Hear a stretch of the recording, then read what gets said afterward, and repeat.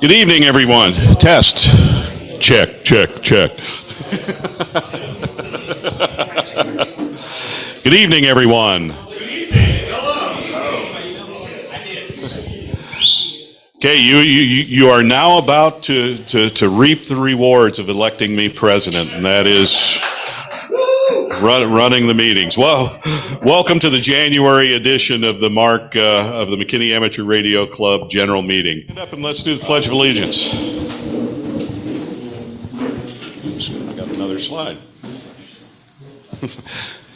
I pledge allegiance to the flag of the United States of America and to the republic for which it stands, one nation, under God, indivisible, with liberty and justice for all. All right. So this being the first meeting of the new year, we have a new slate of directors on your board. I thought it'd just be good to put on the presentation here, just a quick rundown of who everybody is. I'm Dave. I'm K5EEN. I'll be your president for the coming year. We've got Larry. Where's Larry at? Oh, there he is, Larry. He will be our vice president for the coming year. Luis, could you stand? Let everybody see you. Our secretary. Our treasurer is Sid. I think you guys know Sid. The director at large is Bill, N5YZ. Unmute Bill and say hi. Hello, everybody. Well done, Bill. Thank you. Our repeater trustee is Ron Carlson. He's on the call as well. So can you say hello, Ron?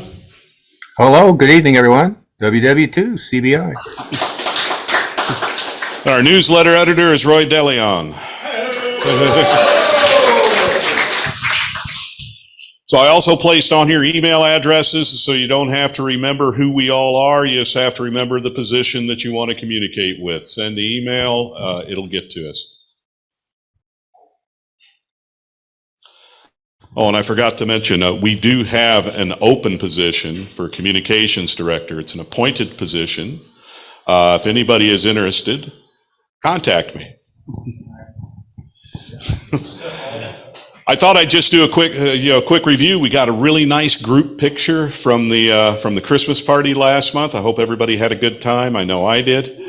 This was the esteemed group of members that came, and along with their guests. So thanks everybody for coming. The gift exchange was a lot of fun.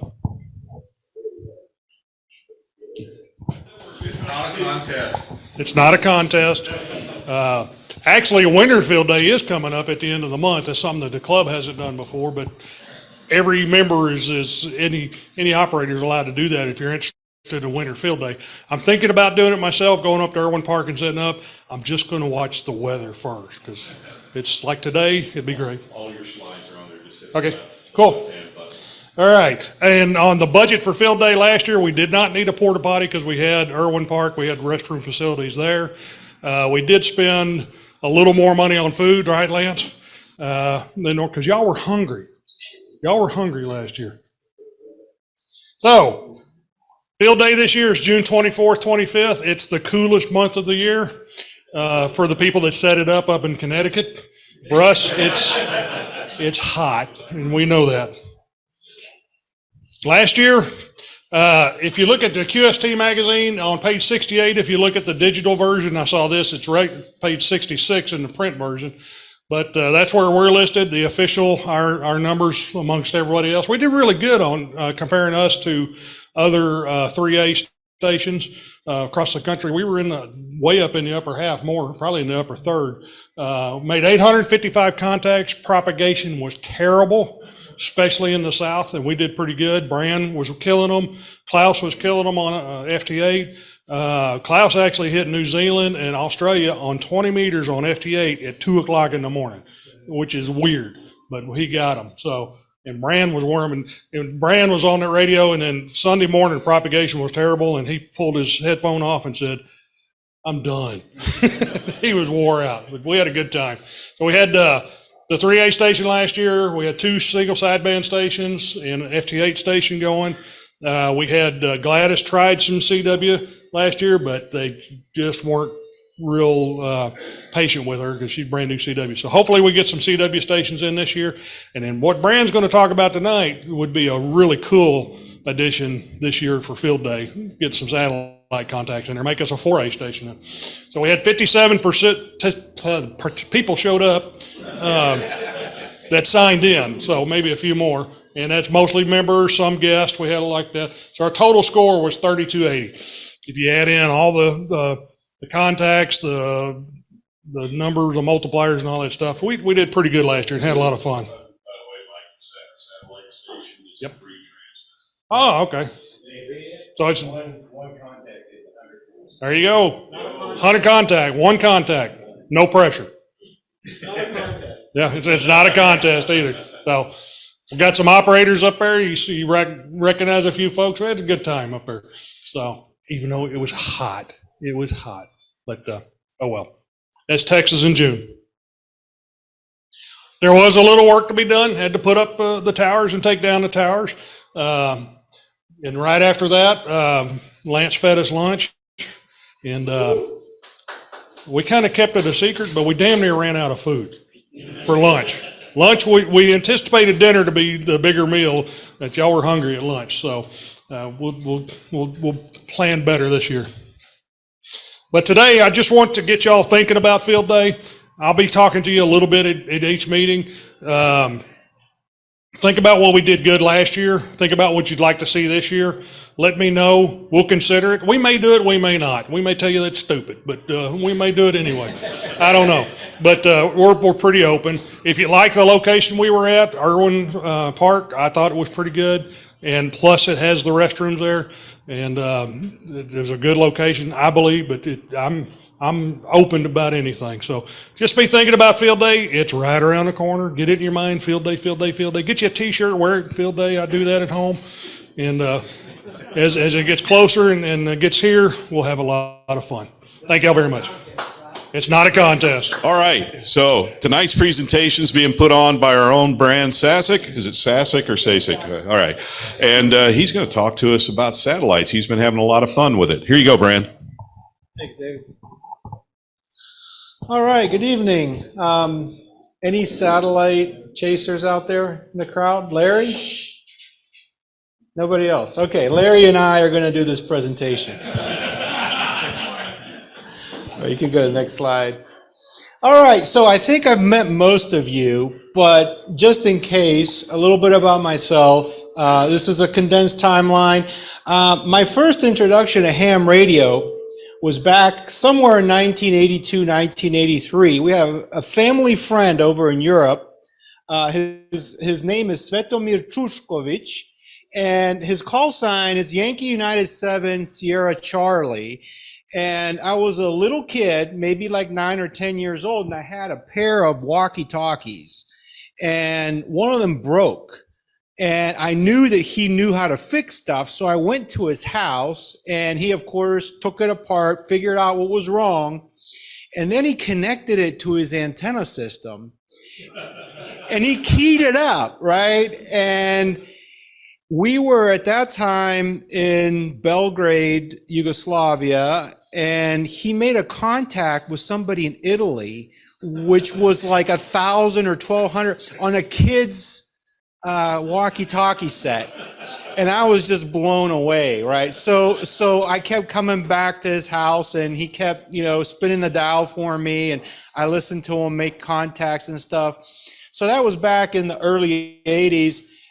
Back when I was in high school, I was into CB radio. I had a couple friends. We had cars, and we didn't have cell phones back then.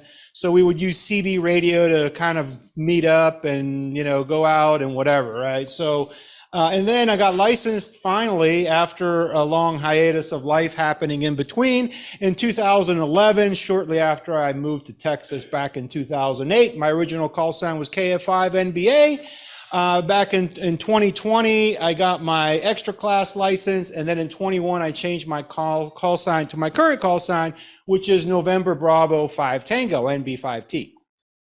Some of my other interests, I like doing HF. I like doing DX. I like QSLing with actual paper cards. I enjoy that. I like field day a lot. My first HF contact was in field day. And so I really enjoyed that. And I like POTA, Parks on the Air.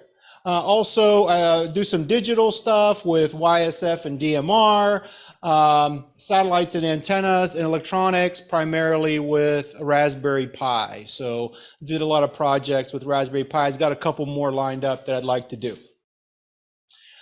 So disclaimer first, I am not an electrical engineer. I am not a mechanical engineer. I'm not an engineer of any kind. So you engineers in the crowd, you got me beat. I concede. I have 2 business degrees. Definitely not a rocket scientist. Definitely. So we're talking about satellites, right? You know, objects in space that are flying at, you know, very high speeds. I am not a rocket scientist. I am curious. I'm very persistent or hard-headed. And I'm willing to try anything, you know, even when people tell me it won't work. Because some of the best times I've had is when I got stuff to work that wasn't supposed to, right? You know, so that's fun. And again, I don't like to give up. I'm pretty stubborn. All right, tonight, actually, this is a 3-part presentation. It can be a 3-part presentation if a club decides to have me back after this evening. Tonight, we're going to talk about Intro to Satellite Communications. And then the second part, or the third part, depending on which order, maybe at the end we'll vote, we'll talk about good operating techniques for satellites and for DX, for contests and field day pileups, basically how to be on either side of the pileup in a good using good operating technique, and then going high tech with satellites, doing more than just pointing up in the air and, you know, looking really goofy to your, you know, to your neighbors. Okay, next slide. So my interest in satellites, I've always been interested in space. Since a little kid, just been really like interested in the Apollo program, the space shuttles, and just, you know, I find it very cool. Had an opportunity to participate making satellite contacts during field day. Not at this club, but back when I lived at Houston at our local club over there, with Bruce Page, KK5DO. Bruce is a longtime member of AMSAT, not only a member, but also over a decade, he's been on the board of AMSAT. And that's the setup that he brought out to field day. With an auto tracking system, a Yaesu rotator, and what they call an LEO pack, which we'll talk about a little bit later. And then also I was like one day, it wasn't working, but it was during the day, during the week, but I wasn't working and I was cruising around YouTube and I saw this video and I wanted to share it with you guys. It's only a minute or so long. So I saw this video and I was just like, wow.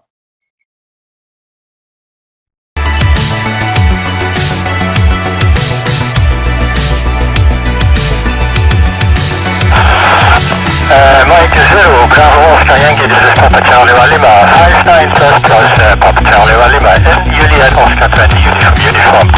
Yeah, Roger, Papa Charlie 1 Lima, this is Mike 0, Bravo Oscar Yankee, you're 5 and 9 in India, Oscar 9-2, Oscar Alpha, 5-9 in IO 9-2, Oscar Alpha, QSA. Usual, thank you for the report, 73. 7-3, Mike 0, Bravo Oscar Yankee.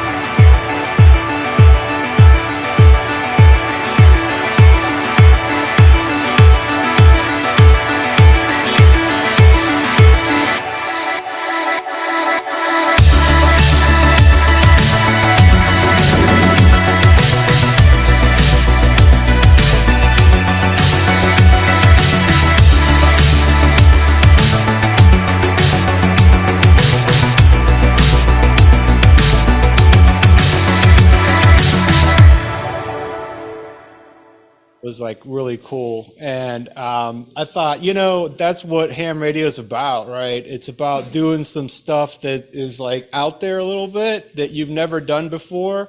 I've never made a satellite contact. I was observing Bruce at field day, but he knew where the satellites were, and I didn't know how he knew, and he knew where to point his antennas, and I maybe I might have helped him log contacts, but I've never done it. So I thought, okay, well, now's the time to start doing something different. And I wanted to build one of these trackers, but I didn't even know if I could make a contact the old-fashioned way. So that's kind of where we're starting at tonight. So, amateur radio satellites, there's a lot of different ways to categorize them. So we'll talk a little bit about what they are. The two major categories are geosynchronous orbit and low Earth orbit satellites. And I think we might be missing an image here. Nope, maybe go forward one. No, okay, never mind. I must have not added that image in there, but I'll describe it to you.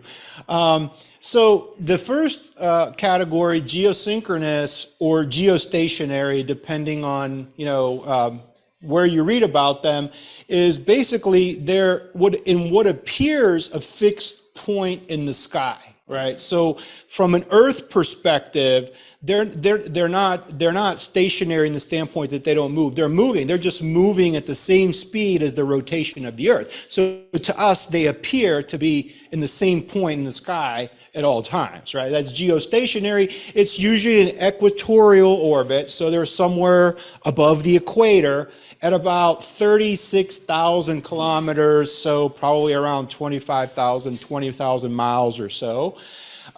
There's not very many amateur satellites in geostationary orbit. I actually know of one, and that's this S-HALE-2, a satellite launched by the Saudi Arabian Amateur Radio Society. And it was launched on top of a SpaceX Falcon 9 back in 2018, became operational in early 2019. That's the only one that I know of. There's another satellite that's being planned by the engineering group. I believe it's in Vanderbilt, but they're having some issues getting the payload and getting everything arranged. But anyways, this S-HALE-2, it has two transponders on there. And if you look at the megahertz there, 2.4 gigahertz and 10.45 gigahertz, right? So these are gigahertz. This is microwave communication, right? It's how far out they are, and that's what you need. So not really common ham gear that you're using to communicate through these satellites. You need a type of a converter box to take your VHF, UHF radio, convert it into microwave frequency, shoot it up, convert it back down. So it's not just an easy process. Great thing about these satellites and the image that I'm missing is that it basically covers everything from Iceland down to the Antarctic, to Rio de Janeiro to the west, and all the way to the Pacific Rim in the east. That's what the satellite sees. So think about a repeater that has that coverage, that's there all the time. Isn't that awesome? I mean, that would be great. I would be willing to buy the gigahertz equipment in order just to be able to key it up and you can talk DX all day long, right? It's pretty cool. So that's geosynchronous. So we're not going to be talking about that today other than that little blurb.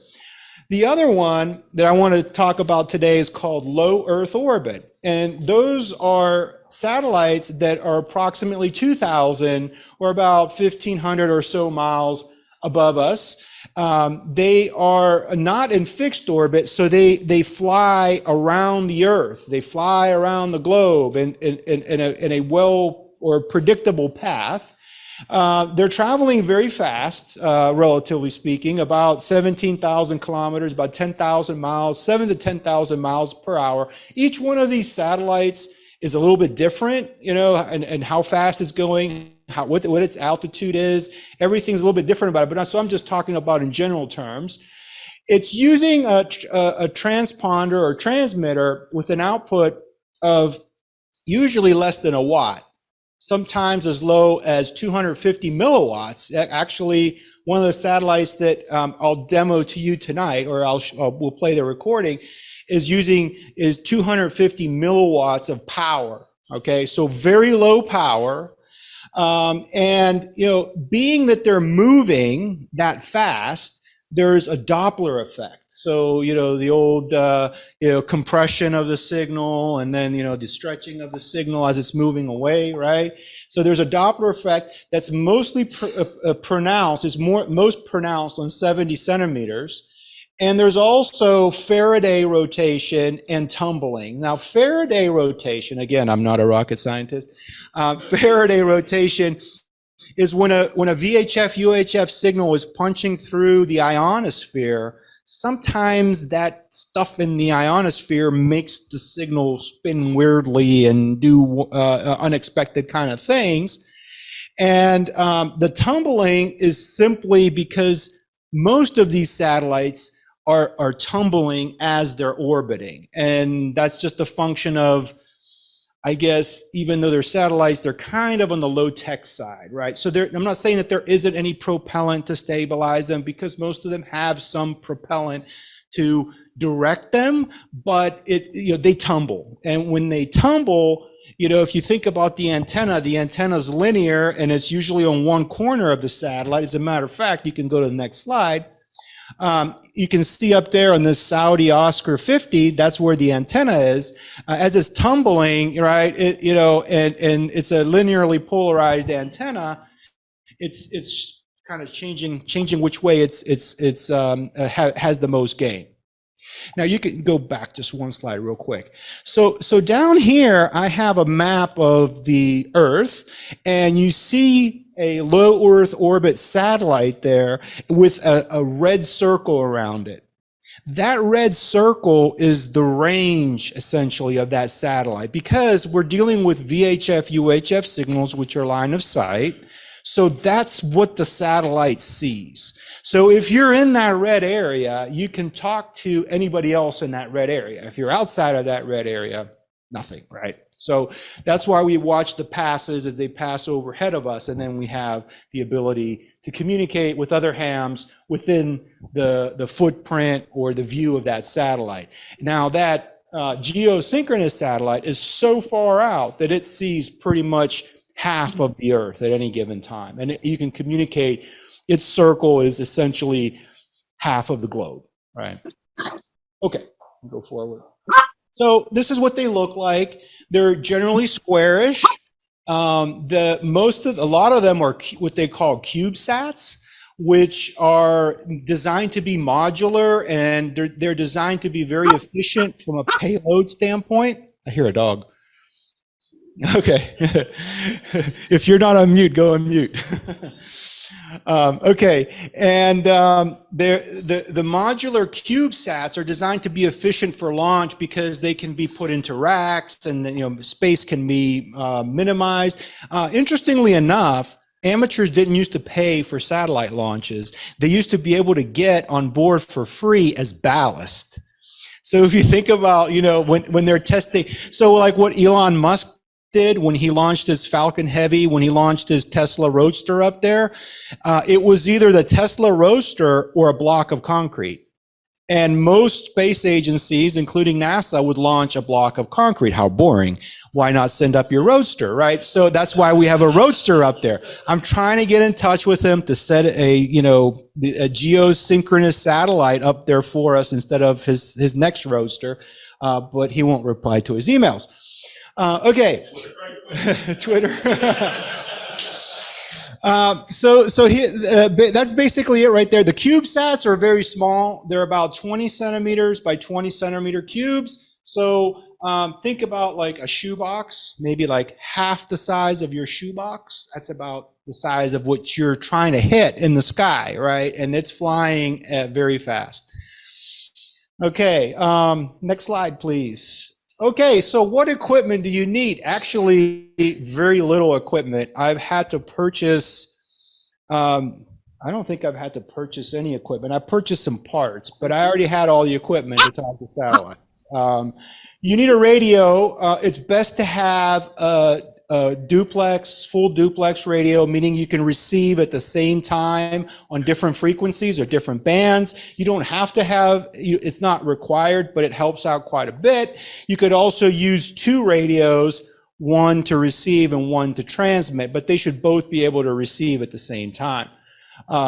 You need a power source. I use that one over there. I also use it for POTA. So I already had that. I didn't have to buy it. If you have an HT, which you can use an HT as well, it has the power source built in. Problem solved. You need an antenna. Technically, you should be able to use a rubber ducky to talk to a satellite, but you don't hold your HT like this and the rubber ducky vertical. You're supposed to point it down to bounce the signal up to the satellite. Never tried it. Seemed kind of goofy to me. So I didn't use that. Past prediction software, technically you don't need it, but it's very helpful. I guess you could go out there and look on a chart and, NASA publishes, every day or every other day and say, okay, this, SO50, it's going to be in my area at this time and it's going to rise at this angle, at this number of degrees. You could probably do it that way. It's probably what people did before we had iPhones, but you can download free past prediction software, and I'll show you here in a minute. The other thing that's very helpful is a recorder. As you'll get a chance to hear, I'm going to play to you a short clip of a satellite QSO that I had. It gets kind of chaotic at times, and if you're not used to the exchanges, for example, when I work, let's say on HF, or I work DX, or I work Parks on the air, I'm either writing stuff down with a pencil as I'm listening to the call signs, or I'm typing them into my computer. You will not have a chance to do that if you're out there holding this boom, trying to figure out where the satellite is, where's it supposed to be, right? You're not going to have a chance to do that. So you want to record it. You don't need a separate recorder. I use my iPhone. So if you have an iPhone or an Android or whatever smartphone, it will work. It will work. As a matter of fact, the recording you're going to hear tonight was recorded on an iPhone. So no special equipment there. Next slide. The radio. On one hand, you have an extreme. On the right hand, you have another extreme. And then you have what I'm using, which is the TMV71A. Why the TMV71A? Well, it's full duplex, so it does dual receive. It's got two distinct receivers built in. And I had two of them laying around gathering dust, so why not? As a matter of fact, if you're interested in buying a TM71A, please see me. I have one for sale. ICOM IC9700. This is it right here. This is the holy grail. This is what you want. If money is not a factor, this is the radio to have for satellite communications. It does everything you will ever want it to do, and then some. You do not need it to do what I'm going to demonstrate to you tonight that I did. Okay. On the other hand, you have YL over there on an HT. I've never used an HT because I had 271 VAs laying around, but you can use HTs. Next slide. Okay, the antenna. So this is what most people think of when they think of a satellite antenna, right? It's an Arrow 2.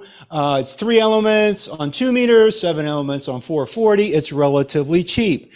Relatively cheap. So the basic model is about $100. When you start adding the diplexers and the various other configurations, you're talking about somewhere around $170. It's relatively cheap. You buy it, you ordered it, you put it together, you're good to go, right? No fuss, no muss, very quick. It's readily available and it's hugely popular. You will read articles on the internet all day long singing praises of this antenna, okay? The cons is it's relatively expensive. $170 is a large, to me, it's like, well, it's a piece of aluminum and it looks like arrows. And I don't understand where the money's going. I don't know. So it's all relative, right? And it is readily available and popular. How boring, right? Why not do something like that nobody else is doing, right? And it also has linear polarization. And we'll talk a little bit more about polarization later, but most people some people mistakenly believe that this antenna is circularly polarized because it looks like one of those LEO antenna packs that have the elements set up in a cross configuration. It is not. The 2 meter elements are actually sitting horizontal to the ground, and the 70 centimeter elements are vertical to the ground. So it's not. It's just two antennas that were mounted on the same boom with a different polarization. So It's not a circularly polarized antenna, which means when you're dealing with the tumbling effect and the Faraday effect, you will still have to twist that antenna in order to maximize your signal. Okay, so it's relatively cheap, relatively expensive, depending on which way you look at it, but it is readily available. So if you want to get in real quick and easy, you can get this antenna. It will work fantastically. Next slide. You could go to this extreme. So this right here is what they call an LEO pack, low Earth orbit pack, and it consists of a 70 centimeter on the left and a 2 meter on the right, circularly polarized, switchable polarization. You can either have left-hand polarization or right-hand polarization, depending on which way the tumbling is occurring, right?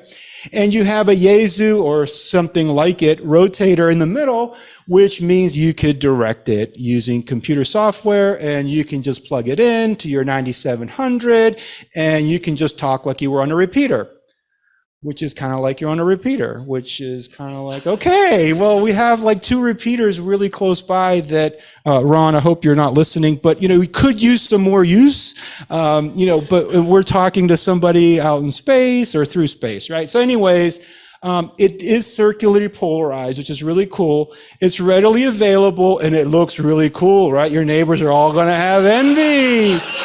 Right? They're going to be like, I want that, you know, right? I think it looks great, you know, and the con is that it's kind of expensive. Well, relatively speaking, for what you get a pretty good value. You know, you get something that really you're not going to ever outgrow. It's somewhere around $750 to $800 for the antennas only. The rotator, the cabling and all the other stuff is extra, but just for the antennas about $750, about $300 or so for the rotator. Well, who cares, right? It's just money. Next slide. Okay, so what I decided to do was to build my own. So I built this antenna right here, and it kind of resembles the one on the picture up there. It's not really supposed to. I never went for that little like half circle thing by the handle, but this is what it is right here, and it's what they call a Moxon Yagi Uda. It's a Moxon rectangle. That's this part right here on 2 meters. Essentially a 2-element Yagi on 2 meters. It doesn't have a director. It has a driven element and a reflector, but it's missing a director. And then it has 5 elements on 440. 1, 2, 3, 4, 5. But the only connection you see is on 2 meters. That's because it's parasitic on 440. On 70 centimeters, because of the way that the elements are arranged, it's parasitic, which means it's pretty cool because you only need you have one feed point for transmit and receive. So you can transmit on 2 meters, receive on 770 and vice versa. So it's very cheap. This is like 8 gauge, I think, 8 gauge solid wire for grounding. This is pretty cheap. It's like a U shape for your sliding glass door at Lowe's.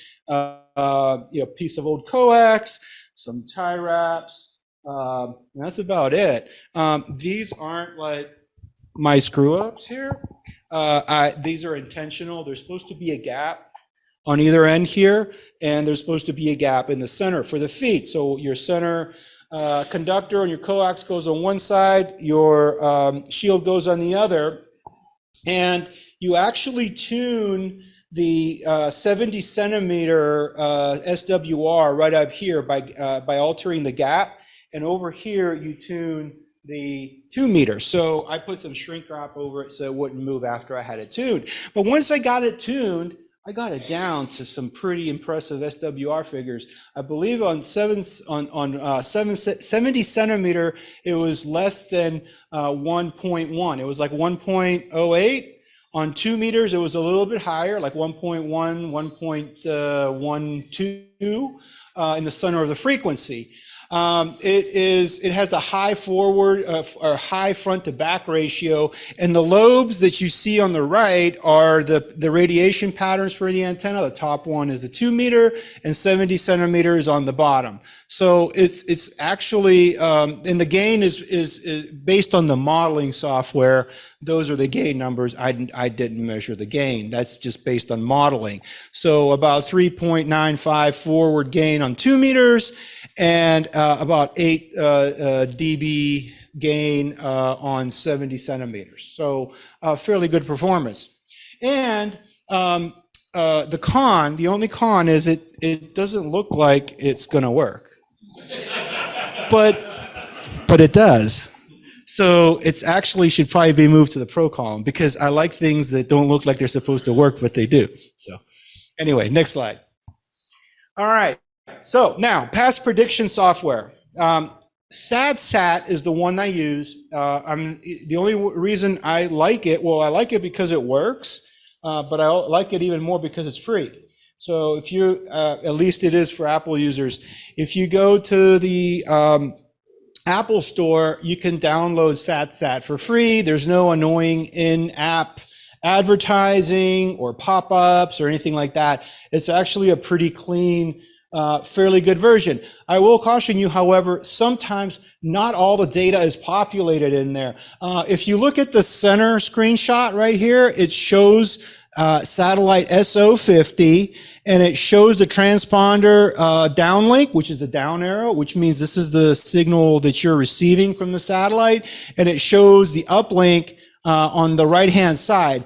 On some of these satellites, it lacks this information. It's okay. I can look it up, right? I don't really need that level of convenience for a free piece of software. But other than that, it works perfectly. Starting on the left is the list of my favorite satellites. I found these satellites by looking for easy to work satellites because there are satellites that are easy to work and there are satellites that are not easy to work. These ones popped up. So I'm like, okay, well, that's my list. Let me try these. On that list, we have the ISS as well, which is not it is a satellite. It's technically a satellite, right?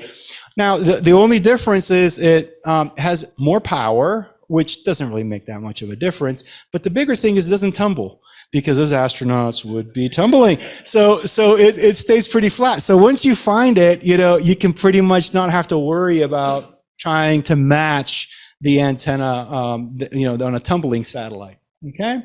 The next picture to the right, it shows the satellites that are over your general area. You see the little home icon. That's supposed to be, where my house is. Pretty close to your houses too. So we're all neighbors. Howdy, neighbors. And then the next one over we talked about, it shows the actual pass, right? So it shows, you see those grayed out are previous passes, and then under that, which you can't see when you scroll, are upcoming passes. So one of the things that you'll notice is the passes kind of happen sort of like one after the other. And if you think about it, it makes sense because if this is a satellite and this is the Earth, it's like doing this, right? It's just shifting a little bit each time. So it's not uncommon to see the first pass, at 3 degrees elevation, which is pretty darn close to the horizon. The next pass is 61 degrees. And then the next day, the next pass at 15 degrees because it's doing it's going around, right? In pretty concentric circles. And then the next screenshot over shows you the past prediction. This is a very useful screen. So up there is north, and then you see south, and then you see the curved line running from north to south. The green end is where is AOS, or acquisition of signal, and the red end is LOS, which is loss of signal. So what that's telling me is that somewhere, maybe, you can guess, I don't know, 5 degrees or so, 10 degrees maybe, that satellite's going to emerge, and then it's going to follow that arc, and it's going to set somewhere almost due south, okay? And, 90 degrees is in the center, so you can kind of calculate where you're at, and that satellite is going to pass somewhere, well, yeah, there it is right there, maximum elevation, 38.5 degrees. So it's going to be right about there, right? How do I know? Well, it just feels about right. That's about it. So what you can do is if you orient yourself to the proper direction, I believe north is that way, right? I can kind of predict that this thing is going to go like that, right? And that's going to be helpful when you're trying to track it with one of these, okay? So kind of look ahead.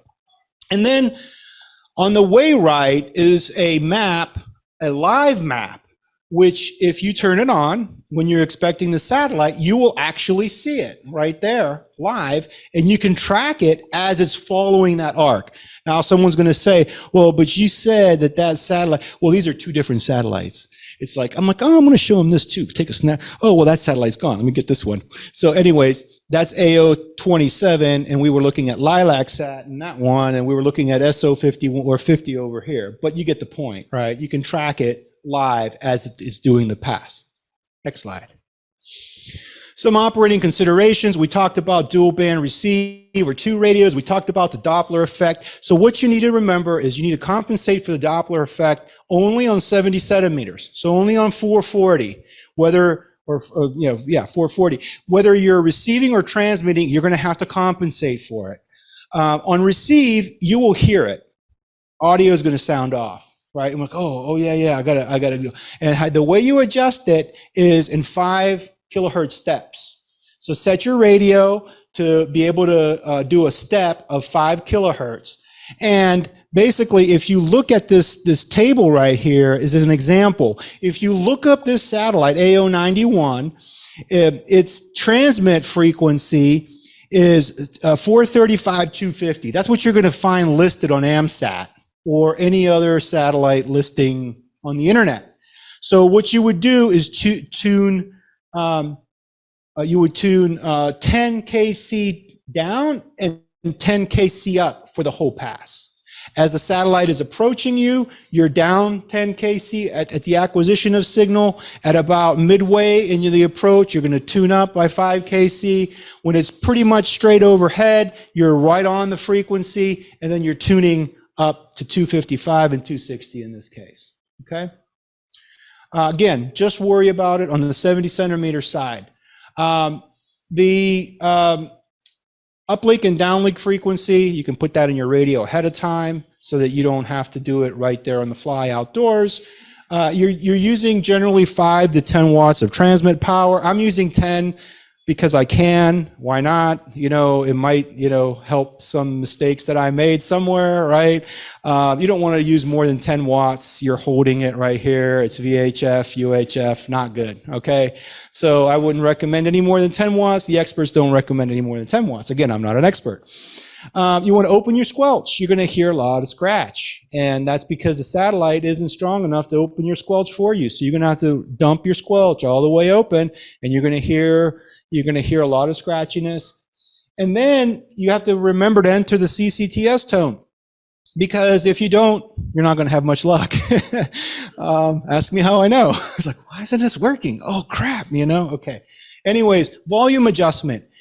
You want to turn up the volume on the receive side to a comfortable listening level. And then you want to turn up the volume on your transmit side also to a comfortable listening level, because essentially you want a feedback loop. You want to hear yourself as you're into the satellite. Then you're going to know that you're in the satellite, okay? And you'll hear it in the audio example that I have here a little bit later on. You'll hear kind of like almost a slight feedback, like if you put this right into the speaker there, Sean, right? And we won't do that.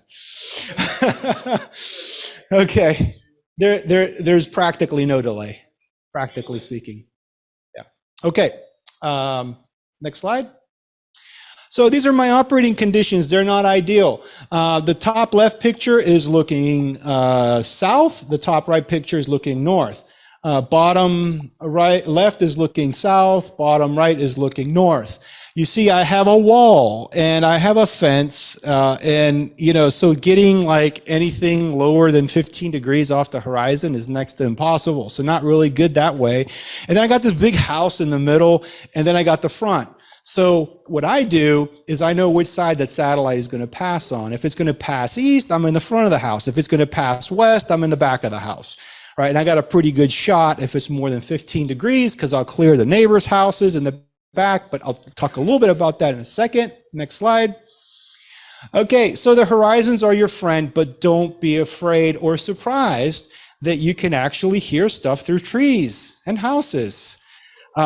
Yes, just because you're blocked physically doesn't mean that you're not going to hear the bird or be able to talk through the bird. So I was actually following a satellite one day, and I was making really, I listening to it, making contacts, and then I'm like, oh yeah, I should probably stop. I'm almost at 0 degrees, and I look up, and I'm pointing my antenna directly at my neighbor's house, and I'm wondering what he's gonna think. Like, what is he like? So. But going to my second to last bullet point, you may have unintended observers. I had cars driving by and everything, but just pretend you know what you're doing. They won't know the difference, right? They'll never know. Just act like, it's just normal. So get a comfortable chair. I like to sit down as I'm setting up my equipment. I usually 2 chairs, one to set up my equipment on, and then another one just to sit there and wait the 3 or 4 minutes, set up my recorder. I look at the pass prediction again, make sure my radio's all set and ready to go. I practice the pass, so kind of follow the arc with your hand to know kind of where to be approximately. Don't forget the tone. And if you don't make any contacts, remember I told you these things come around quite a while, right? And you have several satellites. So if you don't catch it on this pass, you'll catch it on the next one. And if not, you'll catch another satellite that's coming around soon. So it's no big deal. Some people get excited just by hearing it. Like, oh my God, I heard it. Yeah, it's cool. So wait for the next pass and then transmit. Next slide. Contacts on satellites. They're very short, very, very, very, very short. They're quick. It's rapid fire. You're basically exchanging your call sign, in my case, NB5T. You're exchanging your grid square, in my case, Echo Mike 13.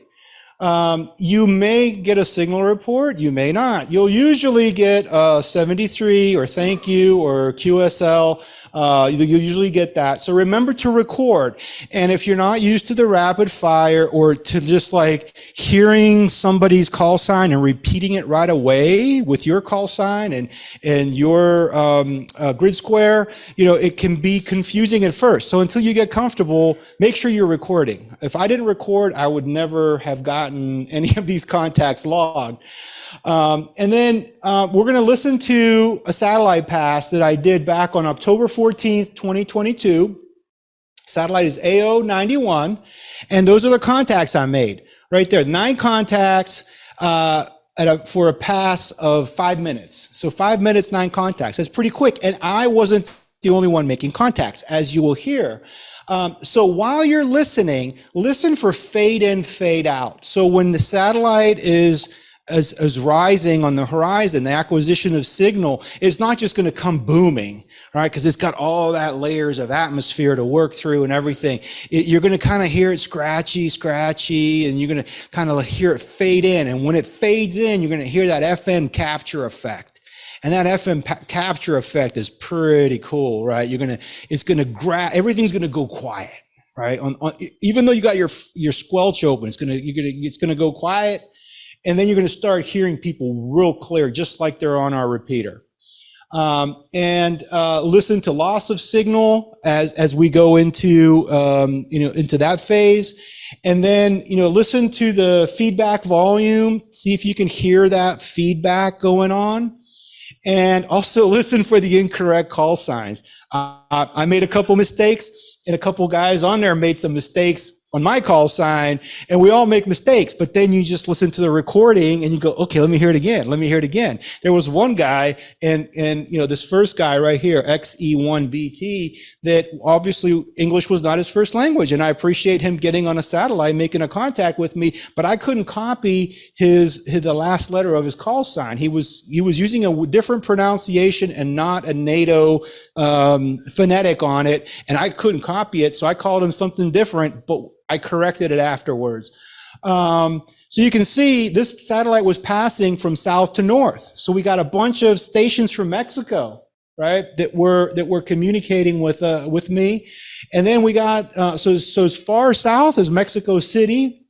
And then we go far north as Michigan and Ottawa, Canada, all on a single pass. So you're talking like 1,500-ish miles.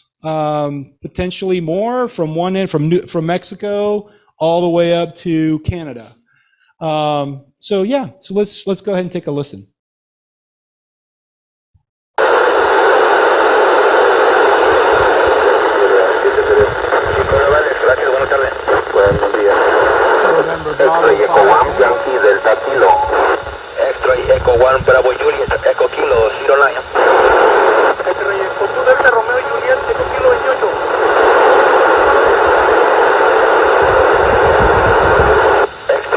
1, Bravo Juliet, Kilo 09.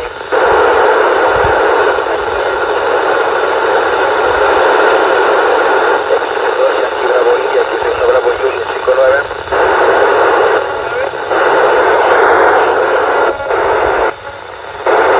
X-ray Echo 1, Yankee Delta Kilo. X-ray Echo 1, Bravo Juliet, Echo Kilo 09. X-ray Echo 1, Bravo United, November Bravo 5 Tango, Echo Mike 13. November Bravo 5 Tango, XC1 Bravo Juliet, Echo Kilo 09, QSL? QSL 59. QSL, thank you. November Bravo 5 Tango, November Bravo 5 Tango, this is X-ray Echo 1, X-ray Echo 1, X-ray Echo 1, this is November Bravo 5 Tango, Echo Mike 13. November 8, November Bravo 5 Tango, X-ray Echo 1, Yankee Delta Kilo. Echo Victor Papa, QSL? X-ray Echo 1, Yankee Delta Kilo, November Bravo 5 Tango, Echo Mike 13, QSL. QSL, 73, thank you. November Bravo 5 Tango, November 8 Alpha Juliet Mike, Echo November 73, QSL. November 8 Alpha Juliet Mike, November Bravo 5 Tango, Echo Mike 13, QSL. QSL 73. November Bravo 5 Tango, this is X-ray Echo 1, Echo Victor Papa. X-ray Echo 1, Echo Victor Papa, November Bravo 5 Tango, Echo Mike 13, QSL. QSL for Echo Victor Papa. Thank you very much, 73. Charlie.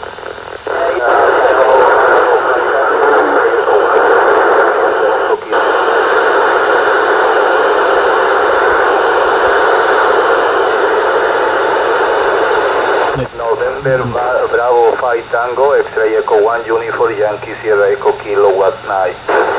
X-ray Echo 1, Uniform Sierra.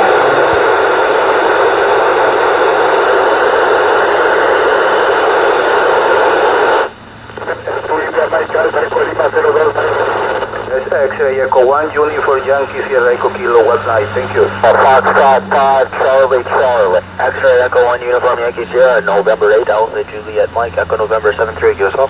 QSL, thank you for the contact, 73. 73 and 8 HAM. Bravo 5 Tango, Alpha Foxtrot 5 Charlie Charlie. Alpha Foxtrot 5 Charlie Charlie, November Bravo 5 Tango, Echo Mike 13, QSL. QSL, thanks, Echo Mike 04. Roger, 73. November Bravo 5 Tango from November 0 Golf Victor. 5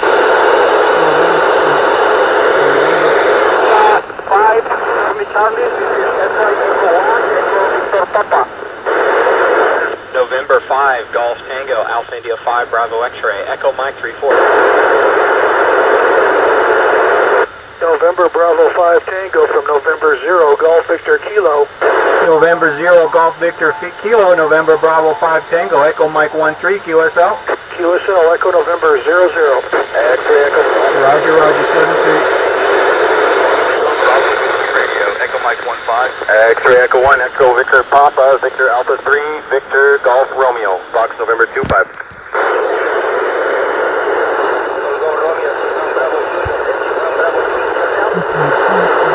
Victor Alpha 5, Victor Alpha Golf Romeo, Victor Golf Romeo. That's good. So there's stuff going on both ends, right? I'm having issues, they're having issues, and I mean that's all normal, right? So when you hear like the signal fade in the middle of a call sign, the satellite started to tumble maybe or whatever, right? And then you have to adjust the antenna. By the time you adjust it and find it again, you miss part of the call. That's all part of it, right? It's not, it's not a sat phone. It's satellite communications, right? So I'll pause here. Take any questions. All right, just some, the normal quick announcements that we have. Don't forget, we have the nets that go on. Sunday night, we have the net on our 2-meter repeater, 8 p.m. Be there or be square. Monday night, we have a simplex net for those of you that want to try and see just how far you can communicate without using a repeater with your, with your 2-meter radio. Also, breakfast at Denny's every Saturday. 7 a.m. is when people gather. We've got Laura trained to take our orders at 7:30. She takes Brand's order at 7:40 because that's about when he arrives. But he does arrive, and she knows him about this now. So, so do come to the breakfast. We usually get a pretty good crowd, anywhere from 15 to 25 people. So it's a good crowd. We take over about a quarter of the restaurant. If nobody else has anything, can I have a motion to adjourn? Okay, Lance was first. Who seconds? Mike Blue?